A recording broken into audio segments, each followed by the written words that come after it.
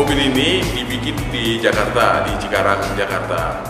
Dia menggunakan mesin 1500 cc dan interiornya cukup lux dan mewah.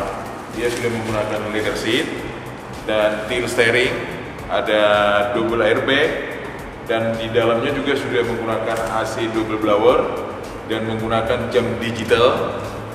Dan di mobil ini didesain untuk seperti mobil Eropa ya, walaupun dibikin di Jakarta, tapi tampilannya lux dan mewah interiornya.